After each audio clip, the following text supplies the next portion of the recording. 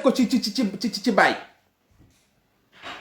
chaque jour ñu qualité kar yonent Muhammad sallallahu alayhi wa sallam génération bu ñëw gën a garaaw ba ca topp te gis nga Ousmane Sonko militant bu yegsi rek gën a garaaw bi fi nekkoon looloo tax Pastef garaaw militant bu yegsi rek gën la gëm combat bi militant bu yegsi rek nga yaakaar ne beneen dimension la pour une fois il y a une idéologie donc ce n'est que pas ce n'est pas Ousmane mais ce n'est pas que Ousmane Sonko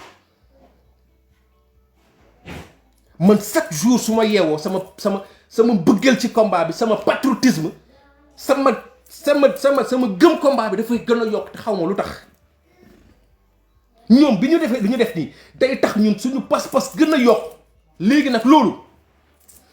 mer boobu ñuy mer nii naqar boobu ñuy am nañu ko génnee mais naka lañ koy génnee naka la ñuy fayoo xam nga may lan nañuy xëy di gis Ousmane Sonko matin midi soir nañ koy gis ci suñu photo yi nañ koy gis ci suñu profil yi nañ koy gis ci suñu live yi nañ koy gis ci suñu publication yi nañ koy dégg fu ne nañuy dugg ci live bu am ci émission bu muy mënti nekk Sénégal ñuy gis turu Ousmane Sonko nañuy jóg di massifier nañuy sol t-shirt yi di sol casquette yi di sol dàll yi di sol lépp nañuy gis fu ne Ousmane Sonko pour ñu wan leen ne kii moo ñu neex loolu koy faj nañu dugg ci marché yi nañu dugg ci école yi nañu dugg ci université yi nañu dugg ci daayira yi nañu dugg partout te bu kenn nag am problème ñu naan la da ngay politiser nii wala nangam wala sàngam kenn politiser wu fi dara la politique mooy tey yow en tant que sénégalais ban njëriñ ngay amal Sénégal convaincre benn sénégalais mu jàppale Ousmane Sonko kenn xamul njëriñ li muy amal Sénégal looluy politique ñun loolu la ñu politique autrement noonu la bu leen ragal nit xas leen ki leen xas woo leen ko ne ko yow nga waxa ak moom dañuy politique matin midi soir te Ousmane Sonko moo ñu ko sant parce que moo ñu ne bu leen toppatoo yëfu ñàkk fayda yi dem leen ngeen massifier ji dem leen ngeen politique la ñuy wax mais politique au vrai sens noble du terme dem wax ak sénégalais yi nag Ousmane Sonko di fës fu ne waaw ku mën a def affiche taf ko sa buntu kër sa taf ko sa buntu kër noonu lañ leen di fayoo waaw ñoom ñu yor pouvoir yor lépp ils sont anonymes sénégalais yi bëgguñu leen amuñu cafka amuñu caaj amuñu dara noonu la ñuy fayoo naqar bi nekk si ñun noonu lañ koy génnee xam nga mooy lan waaw kay tey laa ko gën a bëgg du daa biiral tey laa ko gën a bëgg du daa ëmb Ousmane Sonko daa ëmb tey laa ko gën a bëgg dafa sàcc tey laa ko gën a bëgg tey la ma gën a neex tey laa koy gën a jàppale tey laa koy gën a liveal tey laay gën a sol t-shirtam tey laay gën a participer tey laay gën a joxe bokk naa dëgg bi tey laay gën a jox Ousmane Sonko xaalis pour mu jël réew mi tey laay gën a jox Ousmane Sonko xaalis pour mu dem defi ay massage na dem defi ay massage ba mu ko neex président boo sentiree ay coono sa yaram demal fu la neex tu es un sénégalais comme tout le monde yow nëbbatu woo xanaa ñuy ragal dara dal la mais nëbbatu woo boo sentiree sa yaram mu ngi métti demal ci fa nga sentir ne fa ngay fajoo bu dee massage la nga dem massé wu ba mu saf sap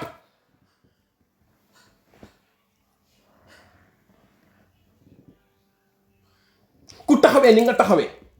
kuy jàmmarloo nguur ni ngay jàmmarloo nguur du def yu ñàkk fayda par rapport ak ay jigéen par rapport ak njabootam par rapport ak ay jabaram loolu dépassé nañ ko pendant 6 ans yaa ngi taxaw renseignements généraux yi nekk Sénégal fenkat yi nekk Sénégal politiciens yu bon yi nekk Sénégal kilifa yu bon yi nekk Sénégal lu tax lu ne ñu koy wut pour teg ko sa der ku am yenn jafe-jafe yi doo mel noonu ak suñu nguur yi Ousmane Sonko ba ngay dugg ci Pastef ñu bëgg la ko jox nga bañ ñuy waxtaan ak yow ñaari fan pour nga jël Pastef ba nga nangoo dafa am loo wax say ñoñ danga leen ne képp ku parewul ci combat bii ñu jëm nii parce que man xam naa fi ñu jëm képp ku parewul wax ko fii képp koo xam da ngay traîner ay casserole maanaam képp koo xamante ne nii dafa am ay gàkk-gàkk yu nekk sa der wax ko fii wala bàyyil parce que fa ñu jëm xamoon nga fa nga jëm donc préparé wu nga gars yi Ousmane Sonko xëyu rek songu combat bi ñi ay waxu dof la ñuy wax waaye ñii comprendre ñu sax suñu waa ji kenn du moom dafa pare yàlla dimbale ko toppatoo ko ba ñu jot ci moo tax fii lañu ko teg Ousmane Sonko yenn melokaan yi bu ko amoon waxatuñ ko parce que ñun ñu ko topp ñàkk ñu fayda ku mel ni man dama topp Ousmane Sonko pour defaru la tax ma tànn ko pour defaru maa ko xam man maa ko tippoo maa ko gis mu neex ma topp ko joxuma dara maa ko bëgg topp ko pour mu defar mu may defar saa su ne ma ciy defaru chaque jour mu may gën a def un patriote loolu ngeen comprendrewul kon noppalu leen gënati ngeen ñoo yokku sañ-sañ gënati ngeen ñoo wan ne Ousmane Sonko mooy waa ji gënati ngeen ñoo wan ne amu leen dara ci waa ji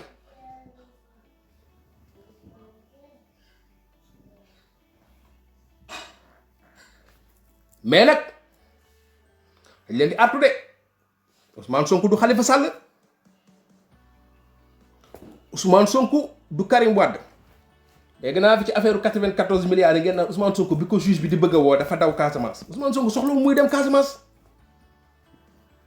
Ousmane Sonko wallahi soxlawul muy dem Casamance Macky Sall ne la leer na yow bés boo laalee Ousmane Sonko consulat yi may dégg ak ambassade yi bu yeboo ñu tëj dem tëddi seen kër wala ñu tëj ko damm caabi yi def ko parce que dootoo ko defati ci diaspora bi lay commencé loolu diaspora bi yëpp laa koy wax Macky Sall bu laalee Ousmane Sonko bu yeboo consulat yeeg ambassade yeeg nañu tëj lépp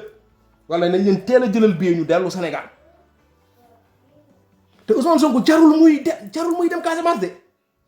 Macky Sall wallahi balaa ngaa xam ne patriote yi ñu ngi Dakar rek gi soriwuñu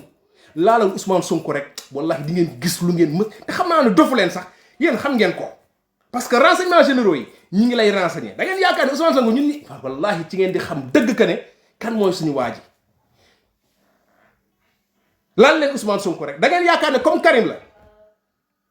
wala comme Khalifa la yenaa leen affaire yi ñuur na mais du benn de ñun li ñu dugal ci Ousmane Sonko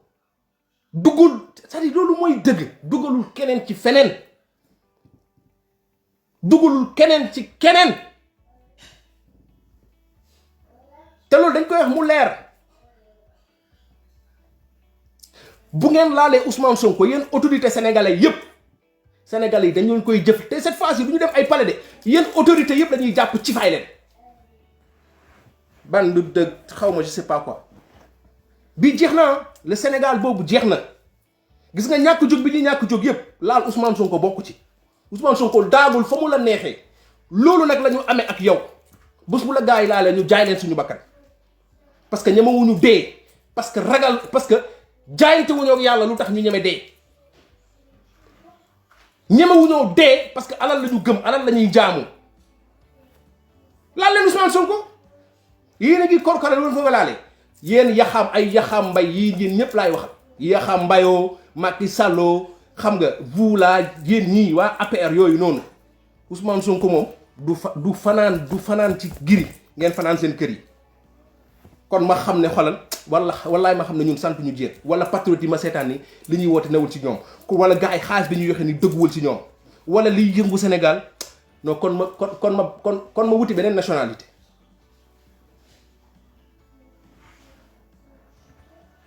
moo tax Ousmane Sonko bul am lenn looy ragal wallahi ay gor nga ko sekkal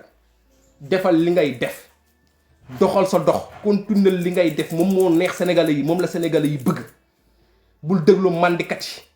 bul déglu sàcc yi bul déglu lekkatu riibaay yi bul déglu ñi nga xamante ni waxuma la 15 ans mais 6 mois la ñuy def ci nguuru Sénégal baax ñiy muucu deretu askan bi ñiy fen askan bi di leen nax ñiy woote kilifa te matuñu kilifa kenn du la laal waaw journaliste mënul wax ba ñu laal Ousmane Sonko keneen bu wax ba ñu laal Ousmane Sonko analysez leen faites ce que vous voulez depuis 60 ans plus de combien d'années yéen a ngi analyser di nax sénégalais yi vous faussez le débat Ousmane Sonko devait être une bénédiction mais li may wax rek jamono bu ne dafa am ñoo xamante ne ni ils font le sale boulot na nit ñi yeewu Sénégal tollatuñu foo xam dañuy gis nga dafa am ay débat yoo xam dépassé nañ ko dañu war a génnee Sénégal ci jafe-jafe yi mu nekk te ku ne xam na ne du politiciens yi la déclaration de patrimoine de Idrissa Seck en dit long ñun loolu la ñu bañ loolu tax ñu topp Ousmane Sonko dañu bëgg Sénégal soppeeku 20 milliards ñu koy laam-laame pour benn nit ku xam c'est-à-dire c'est incroyable 20 milliards 20 milliards 20 milliards nan la ko nit mën a yoree Sénégal nan la ko nit mën a nan la ko Idrissa Seck mën a liggéeyee Sénégal tey 1 milliard kese 1 milliard naka la ko Macky Sall mën a liggéeyee Sénégal ngeen bàyyi débat boobu noonu ñëw di coow yu ñàkk fayda yi nekk si télé ak rajo yi di macc ay tuñ di ndodd yi kan xamul sénégalais yi ne fii di fanwaate du ngeen yeewu kañ ngeen di yeewu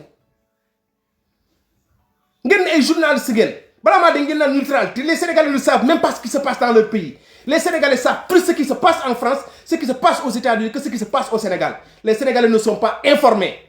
ngeen ñuy ñoddi ay neutralité dugg ci ay débat yu ñàkk fayda du ngeen dimbale sénégalais yi ngeen di def ay promotion mel ni Sénégal amul journaliste Cheikh Yérim mooy journaliste Mout Bane mooy journaliste Madiambal Diagne mooy journaliste ana ngeen ana borom xam-xam yi Sénégal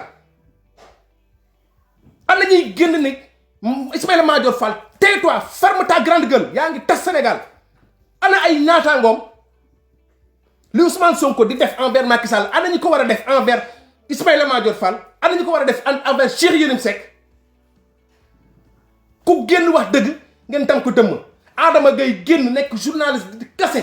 ñu tam ko dëmm jaxase ko ak Sénégal yi génnee ko isolé ko dàq ko ñu toog bëgg ñu sonal ne booy bu ñu wax booy bu ñu nangam sangam ci dëkk boobu la ñu nekk nit ñi xool seen diggante ak seen yàlla ñu nekk ci benn jeu de fenante vous invitez des gens qui pèsent des millions des milliards alors que y a 10 ans ci gannaaw amuñu woon dara ngeen bëgg a ñëw ne Sénégalais yi sàcc yooyu dama leen di teg ak nit ñi pour ñu waxtaan ñuy équilibré di naxante di dox ci bopp Sénégalais yi Mame Mbaye Niang dem ak 29 milliards keneen dem ak milliards keneen dem ak milliards keneen dem ak milliards le dossier des 94 milliards t'as l'impression que du xaalisu Sénégalais yi xaalisu Ousmane Sonko la t'entends les journalistes parler ñoom ils se rendent même pas compte que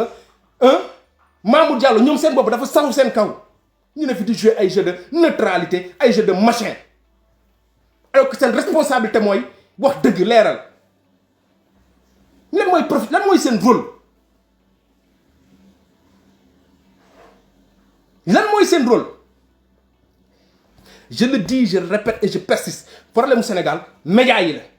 médias yi ñoom ñooy problème mu Sénégal médias yi ñu lu Macky Sall teg Sénégalais yi médias yi ñoo ko may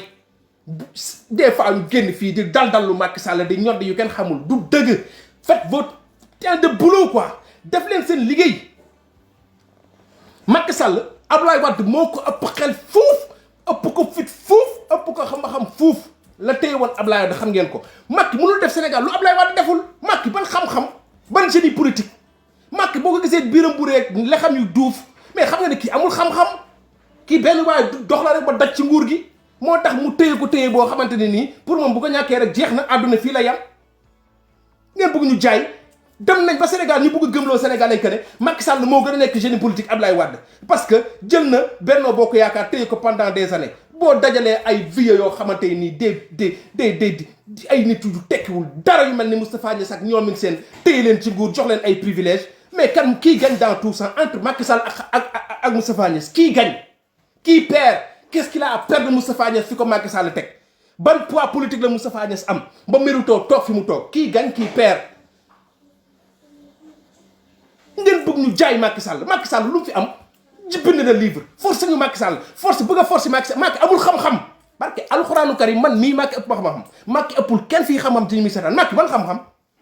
Macky bu loon président buy wax kenn du ko déglu tegal leen ñu télé benn émission benn débat bu Macky Sall def avant moo nekk président boo xam da ngay téy sa gémmiñ ban teg leen ko tegal leen ñu télé wala rajo émission bu Macky Sall def contribution bu Macky Sall def apport benn plus bu Macky Sall def ñu jaay ñu ko forcé ñu ko Macky amul xam-xam Macky boo ko xoolee xam ne kii këx la boo xoolee Macky xam ne kii këx la ñu jaay ñu ko ay génie politique machin génie politique ci tëj dóor duma sànni lacrymogène saaga def lu la neex ànd ak ay buraaco yoo xamante tekkiwuñu dara jël dëkk bi tas ko yàqu ko jël tubaab yi ñëw caxat-caxatee suñu dëkk bi ay délinquants yu mel ni Franck Timis ñu leen tudd Sénégal ay dossier dul jeex journalistes yi suñu problème au Sénégal c'est les médias. man nag bokkuma ci ñi ragal tiiñal média ku gis nen ne nena ngi waaw parce que bu fi kenn ragal a duut baaraam média yi parce que nangam Ousmane Sonko kër Ousmane Sonko média yi yoruñu ko ils n'ont pas fait Ousmane Sonko s'est fait tout seul au contraire ils ont tout fait pour diaboliser Ousmane Sonko y a des exceptions nag su ma nee presse bi du ñëpp laa ci dugal mais bu doon presse bi kese wallaahi Ousmane Sonko du exister.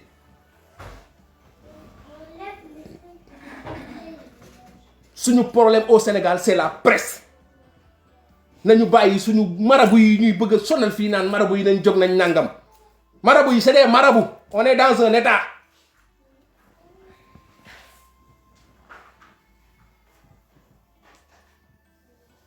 suñu problème au Sénégal c'est les médias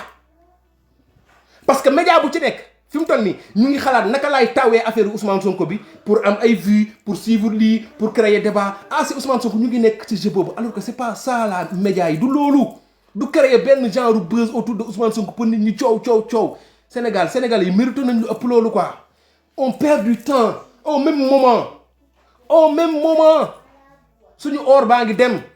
suñu hôpitaux yi puusul ñun ñaa ngi dee Sénégal yaa ngi sonn gaa yi ngi sàcc suñu alal di sàcc suñu suuf ngeen ne fi di indi ay buzz ci Ousmane Sonko da ngeen war a jàppale Ousmane Sonko mu defar réew mi suñu problème c'est les médias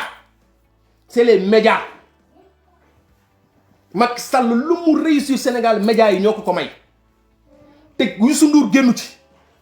ay Mamadou waa ji ne ITV xaw ma la ay Mamadou Ibra Kane ak ñooñu ñëpp ñooñu sonal ay Alaaji Assane Gueye balaa maa dee mu yeewu 9h 10h di yedd sénégalais yi problème mu sénégalais yi teguñ seen bopp problème on a de mauvais dirigeants mais dañuy ñëw waaw gannaaw ba ñu waxee nag nii xam nga politiciens yi waaw gaa nii kilifa yi nii waaye sénégalais yi da ngeen di indiscipliné fii benn sénégalais indiscipliné on est en Europe plus indiscipliné que gars yi ne fii amul sénégalais yi gënuñoo indiscipliné français yi man fii laa nekk France sénégalais yi gën a indi waaye yow kaana yi ñoo gën a indiscipliné sénégalais yi kaana yi ñoo gën a sadik sénégalais yi sénégalais yi dañuy sadik lu sénégalais yi indiscipliné wul de suñu problème bu indiscipliné sénégalais yi foutaise ban discipline lan lu indiscipline moo wane moo feeñ Sénégal parce que xëy nañ benn jour benn borom taxi jaar ci benn xawma lan wala benn borom sareet dugg fii ñu def ko buzz wala benn accident am waa ji amul permis ñu ne sénégalais yi mais arrêtez sénégalais ils ne sont pas indisciplinés au contraire sax sénégalais yi dañu yaru ñun dem nañ dëkk yu bëri fii Europe dem nañ fa dëkk yu bëri Sénégal lañ nekkoon dem nañ dëkk yu bëri les sénégalais ne sont pas indisciplinés suñu autorités ñoo indisciplinés yi ñoo bon fii ils ont des autorités yu responsables ñan ngay amee autorités yu dóor ay milliards nga ne fi naan les sénégalais sont indisciplinés jàkkaarloog ay autorités yu sàcc ay milliards chaque jour ngeen invité leen si tali yi à tout dóoral kenn liggéeyu ci alal bi mu am ngeen toog nekk ci kaw sénégalais yi ngeen toog fi nekk ci sénégalais bu def lii def laa sénégalais yi couvre-feu bii nañu respecter les sénégalais doivent respecter le couvre-feu mais dites aux mais assemblée nationale nag Macky Sall nag suñu ministres yi nag suñu juges yi nag ok les sénégalais doivent respecter le couvre-feu les sénégalais dañu réew les sénégalais dañu war a vacciner wu sénégalais yi xamuñ seen bopp dañu nangam dañu sii dañu saa foutez la paix aux sénégalais may leen sénégalais yi jàmm suñu nguur yi ñoo bon suñu autorité bon suñu kilifa yi bon ñeme yàlla ay ñu bon lañ moo tax dañuy dee comme ay kaña kenn du fi dund 100 ans ci yéen waaw fi ngeen di ngeen dund di ngeen nekk jugóor di ngeen dee bàyyi fi Sénégal ñun ñëpp kenn du fi éternel ngeen nekk si télé yi nekk si rajo yi war a yee sénégalais yi war a wax sénégalais yi dëgg war a Macky Sall dëgg ngeen ne fi di relativiser dañu bëgg a rey ak Ousmane Sonko te Ousmane Sonko joxu leen ko dara salaire député ba ngeen koy jox sa da koo séddale waat sénégalais yi toog ne soxlawuma ko ngeen bëgg ñu sonal ak Ousmane Sonko suñu problème au Sénégal c'est les médias may leen sénégalais yi jàmm may leen suñu kilifa yi diine yi jàmm combat bi du combat wu kilifa diine yi médias yi dañu def seen rôle mana contre pouvoir yi ngeen bëgg fi tëb justice tëb fi média yi bëgg a dal bëgg a boole sénégalais yi ak sëriñ si bëgg a boole sénégalais ak opposant ça veut dire quoi ça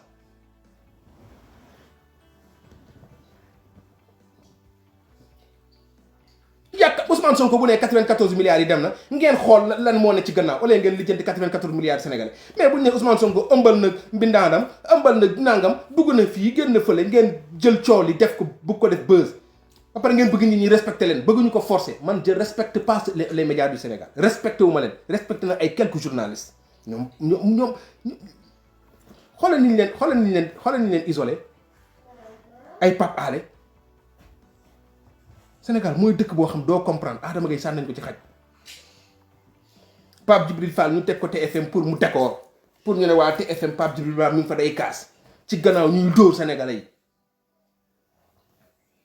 seen TV moom fu leen ngelaw fekk rek yóbbaale leen faruñu fenn ku buggaan jotee ñu joteeg moom bu buggaan joteeg Macky ñu ànd ak ñu dem fa bu buggaan joteeg Ousmane Sonko ñu joteeg kii bu kii demee fële ji Omar Faye kenn xamul fu muy teg tànkam bu téyee mu ne mooy leeral askan bi bu subaa mu ne mooy leeral Bougane bu gannaaw suba mu ne mooy leeral Senelec bu gannaawaat suba mu ne mooy leeral Abdoulaye Wade kenn xamul fu muy teg tànkam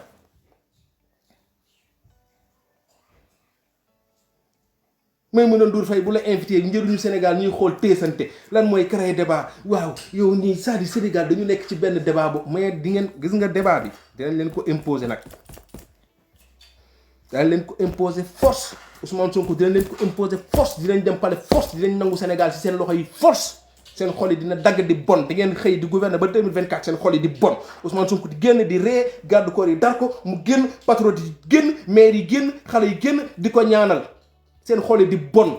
muy woote ñuy gën a joxe suñu xaalis di gën a joxe suñu énergie di gën a live di gën a partage di ko gën a bëgg seen xol yi di bon ñu koy gën a bëgg ngeen koy saaga di wax ci moom lu bon ñu koy gën a bëgg muy gën a dugg suñu xol yi ñu koy dugal suñu xolu yaay yi man suñu kër amatul ku fay voter keneen ko di Ousmane Sonko dama ko xeex dama ko jihaat te dama leen convaincre waaw loolu moo war a nekk liggéey ku nekk waaw kay maa ngi yemale fii live bi quoi affaire mënul neex commencement la suba ñu génn ne la xale bu jigéen bi waaw gisul réglam ñaari fan ñetti fan a ngi nii waaw dafa ëmb ay nangam sangam on s'en fout voilà.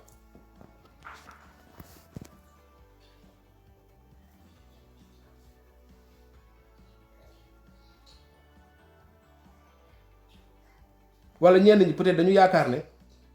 sénégalais bu mel ni Ousmane Sonko amul xam nga ñenn ñi dañu tàmm bon nekk ci bon di dund ci mbon ba am na yoo xam ne ñu jàpp ne non politicien bu mel ni Ousmane Sonko non mënul nekk waa ji day naxaate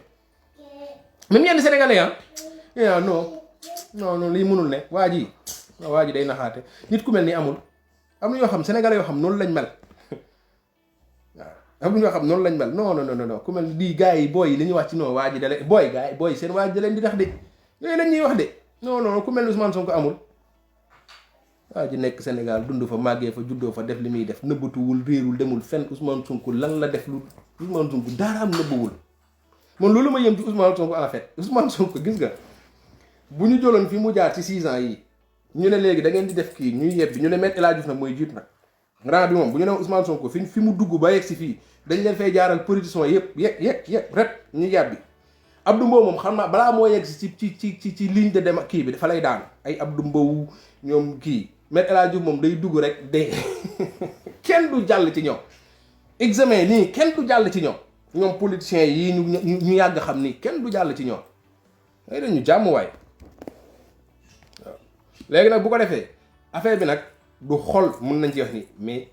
li ma wax rek gars yi nañu xool li génn ak déclaration wu Ousmane Sonko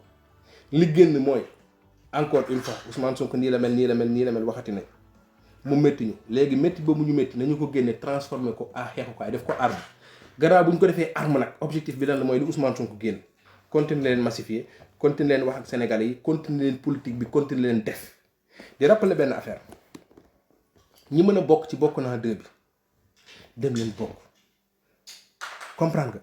boo duggee biir bokk naa 2 bi ku ko mën a dugal fii nag mu ko dugalal ci bu dee am na ko am lien bi c'est très simple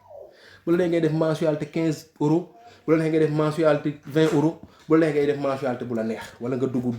c'est-à-dire lépp ci combat bi la c'est-à-dire yëf ñuy permettre man xam naa ne am na patriote yu bëri yoo xam li may wax nii mën nañ ko mais dañ koy soofantal ñoom dañ koy dégg dañ koy soofantal ku mën a jàppale Pastef ci anam bu ne jàppale ko ku mën a jàppale patriote yi ci anam bu ne def ko. gis ngeen bokk naa 2 bii nii dama ciy taxaw fa la ñuy cotiser pour 2024 ku mu neex nga def mensualité ku mu neex nga def par at ku mu neex nga def yaa xam lu la neex man je sais que la plupart des gens qui vivent dans la diaspora la plupart mën nañ ko mais boo demee xool nombre de participants yi bariwul loolu yëpp ci xeex bi la bokk waxuma ko mënul man da xam naa ne am nañu man je connais beaucoup de gens qui le peuvent mais du question de bëgguñu ko sax mais c'est-à-dire détail am na ñoo xam bu ñu wootee ni dañuy ñëw def mais nekkuñu ci détail yu dem def c'est-à-dire gis nga xeex bi course de fond la parce que tey dina difficile nit xëy tey génnee benn 500 € wala 1000 €. Mais imaginez tey 15 € par mois ba 2024 vous imaginez c'est combien te doo ko yëg doo ko sentir pour ñu bari 20 € par mois c'est-à-dire doo ko yëg doo ko sentir fii ba 2024 mais tey boo bëggoon génnee 1000 boo bu ñu demoon ba 2024 ñu ne la génneel 500 € wala génneel 200 € day compliqué souvent mën na métti man loolu moom diaspora bi laa koy sas waaw foofu dafa war a exploser c'est que yooyu mooy bonal gars yi xeex bi loolu la ñun dañu yor loo xam nga Macky Sall yorul suñu weccat ñun dañuy xëy dem di door waar ñu ñuy fay ay euros Macky Sall mënul loolu ñun ñooy jël xolal ñun ñooy jël mu neex nga dem dugal sa benn 15 € mu neex seen xol di bon dañ koy gis dañuy dugg ci bokk naa 2 bi di xool évolution bi fii la yem lii ak lii ci ne gis nga nu muy gën a bare seen xol yi di gën a bon nu muy gën a bare seen xol yi di gën a bon parce que du xaalis bi mais dafay wane ñu seen li ñun c'est-à-dire benn day wane lu Ousmane Sonko am te amuñu ko maqaama bu Ousmane Sonko am te amuñu ko te day wane waale ñun fi ñu toll ci Ousmane Sonko parce que nit Sénégalais jël alalam di ko jox politicien la ñenn ñi mënul comprendre léegi imagine Macky Sall moom bu toogee danaan mais attends bu xoolee gars yi bu xoolee waa APR xool leen ñuy coow di rëy di mu naan mais ñii man maa ngi rayanti ji ku ma ci joxul dara du ma la gis te sama waa ji moom day laaj ñu koy jox est-ce que vous imaginez Macky ci ban état lay ne yeneen politiciens ci ban état la ñuy ne am na ñoo xamante ni bu ñu gisee patriote di defal Ousmane Sonko dañuy rus ñenn yi dañuy mer de mais ñenn yi dañuy rus parce que ci la ñuy xool ñoom man lan laa liggéey lan laa def yàlla ba aw ma lii wala kii nan la def ba am lii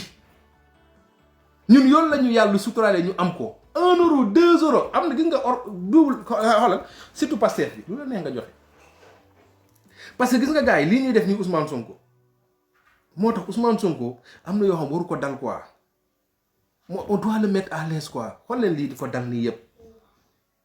foofu rek lañ ko mën a jàppalee quoi ñi mën live leen ñi mën a massifier ñi ko mën a jàppale Ousmane Sonko man pour man bu ne dafa war a dem Ousmane Sonko warul am benn parce que il faut ngeen man gaw ma ne Ousmane Sonko kuy laaj la gaw ma ne Pastef kuy teg patriote ci dara la mais ñun ñoo war a organiser de telle sorte que Ousmane Sonko xelam dafa war a dal. dafa war a dal xel dafa war a dal Ousmane Sonko xelam dafa war a dal ci 2024 Ousmane Sonko essaye daf ko war a leer ne 2 milliards yi muy wax xoolal 2024 da ko war a am bu ñu xaar 2024 pour cotiser ko nañ koy bennal gars yi di ko gis ñu xam ne ñun waxantuwuñu dañuy jëm 2024 am na yoo xam nag du feeñ ci suuf lay nekk 2024 ci la ko gars yi di comprendre mais ñi ko mën def leen ko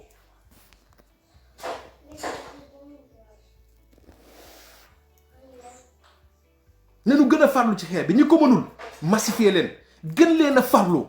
gën leen a dem jege cellules yi section yi bëri na ñu naan awma carte ok mais gars yi bu leen ko teg ñi nga war a defar carte yi yombul parti opposition la gis nga ñi war a defar carte yi c'est des pères de famille c'est des mères de famille c'est des responsables comme ñun ñëpp ñuy jël seeni temps pour dem defar carte pour dem kii ñëw di xaar nit ñi ñëw jëndi carte c'est-à-dire c'est un militant comme ñun moom dafa jël responsabilité rek parce que il faut mu am ñu ci jàpp bu ñu jàpp ne ñun fay ñu leen gars yi fayeeku wuñu ci loolu ñuy def bu kenn xaar ne woowuñu ma ki la war a woo fayoo ko pour mu woo la engagement bi nga engagé wu moom moo tax mu dem def loolu bul xaar mu woo la bul xaar dem laajte cellule bi yéen bureau bi lu ngeen bëgg lu ngeen soxla bul xaar indi sa ndimbal sa taxawaay sa présence sa xaalis sa énergie sa leneen bul xaar loolu rek moo mën a dalal Ousmane Sonko loolu rek moo mën a tax mu tourné ni gars yi li ñu may wax ni yëpp mu tourné gis ñu taxaw mais paari ñu taxaw naan Ousmane mais ñu gis ñu ci liggéey bi muy dem des fois jékki-jékki dugg ci internet gis benn patriote buy def xam nga buy def parce que wax nañu ko ba pare nee nañu moom bi muy dugg ci politique gis na loo xamante xalaatu ko woon sax mun nañu man du ma mës a def lu ngeen may xeebe ñun ñoo war a soññu gars yi ñun ñoo war a soññu bureau bi ñoo war a fàtte suñu bopp ñun bu ñu fàttee suñu bopp rek gars yi nekk ci kanam dinañ fàtte seen bopp waaw Sonko waruñu gën a gone de wax naa ko keroog de Sonko kese deful 15 ans administration sàccul de Sénégal yu bëri am na ñu def 90 ans ci biir administration bi dërëm sàccuñu ko bari na ñu ci retraité de bari na ñu ci ne mën a jël ba dee jëluñu ñu leen di jaajëfal de patriote ñu ngi ci biir de ñu ngi fépp des gens yoo xamante nii ñu ngi fa nekk une semaine mën na jëluñu de des Sonko yana en pagaille mais nag moom moo jël responsabilité am soobu ci politique bi jël ay risques jël engagement taxaw am melokaan boo xamante nii aussi méngoo na ak ñun li ñuy xaar ci moom nañu nekkal ci kër gi wala mu nekkal ñu ci naaj bi ñu nekkal ko ci kër gi donc gars yi gën leen a farlu te li may soññ nii man dama koy soññaale sama bopp wallaahi dama koy soññaale sama bopp waaw combat bi nii mën ni ak Pastef weesu na affaire politique affaire par parlo affaire jaamu yàlla la du mbiru Issa man dama matadi te bëri nañu matadi c'est le projet kon gars yii dañuy pousser à ce que ñu gën a gëm ñu gën a yokk ñu gën a jàpp noonu rek la ñuy tontoo Ousmane Sonko noonu rek lañ koy fayoo parce que méttiwul neexul ah Ousmane Sonko gars yi risques yi ñuy jël nii mënoon na ko ci bañ a fekk neexul ah dañuy tontu nag bu kenn saaga kenn mais nañu tontu nañu tontoo nii nañu tontoo ñu ñële mais nañu tontoo aussi ci gën a dëgëral combat bi gars yi gën a fàtte seen bopp gars yi gën a liggéey cellules yi gën a c'est-à-dire gars yi ku nekk gën a yokk waaw ku fi ñëw nag wax ci dara ci Ousmane Sonko nga fësal sa kanam ba ñu xam la bu fi patriote nañu bàyyi yooyu de ay bu leen ko kii bu leen tontu kii ku fi génn wax ci Ousmane Sonko ñu tontu la parce que waxu dëmm yi moom dañ koy tontu ñoo ngi xaar nag ba nit affiché wu xam naa dinañu génn ñëw ci médias yi jéem a expliquer génn leen laa ngeen wax ak ñoom bu kenn saaga kenn président na bu ñu saaga mais ni mun nga tonte doo saaga genre affaire yi bu am aussi seen groupe WhatsApp yi groupe messenger yi groupe de famille ñi nga xam say xarit fépp foo xam rek wax ji mën na fa yegg yàq rek bul xaar kenn bul xaar Issa Laye bul xaar Ousmane Sonko génn yow neel man de lan laa mën xaaral ma woo sama yaay kat wax nañ léegi nii gis nga de léegi nii xaaral ma woo sama frère bi diw ak diw xaaral ma woo sama cousin bi nekk Koupentoum waa mais jàmbaar xaaral ma woo sama camarade promotion de classe bi nekk Thiaroye waa mais jàmbaar gis nga de waaw gis nga nangam sangam kërëb loolu la amul leneen waaw bu dee mën nga sol sa daal nga dem match dimanche nga ñëw dimanche bu ngeen fubalee des fois nga génn nii xam nga naan ndox ne sama gars yi dégg nga li gars yi Ousmane Sonko di gis nga gars yi dañu ci kawam waaw nii la demee expliquer créer débat waxtaan ak gars yi ñi nga xam comprendre nga bàyyi mu giif nga bàyyi ba ñu jar na nga bàyyi ko mu ñibbi këram nga def sango ba set dem këram ne ko saa yi dañu ngi doon wax cant lii mais dama bëggoon ñu yeggal suñu waxtaan léegi nii affaire bi nii la demee nga waxtaan ak moom te aussi képp koo xamante ne nii yaa ngi fësal sa bopp ci parce que ba ñu ràññee la góorgóorlu ci sa bopp ñun loolu la ñuy jëm góorgóorlu sa bopp ba booy wax ak ñenn ñu mën la déglu wala ñu mën la bàyyi xel combat bi aussi loolu la laaj moom la sacrifice di Ousmane Sonko def ñeneen ñi wax aussi il faut ñu def ko waaw te bañ a jël suñu bopp aussi jàpp ne ñun ñoo gën ñun ñooy les meilleurs ñun ñooy nangam sangam dégg naa benn dof bu toog RDV sànq naa Ousmane Sonko dafa yaakaar Ousmane Sonko mosul génn moo gën kenn Ousmane Sonko gënul kenn moo mel ni mu mel yàlla dimbale ko ci ni mu mel mu am taxawaay bi mu taxaw woowul kenn forcé wul kenn dafa am fu mu teg tànkam Sénégalais yi ñoo teg seeni tànk ànd ak moom loolu nag tànki kanam la kenn mënu ci dara gars yi maa ngi siyaar leen bëggee bëgguma woon sax laay dugg mais j'espère que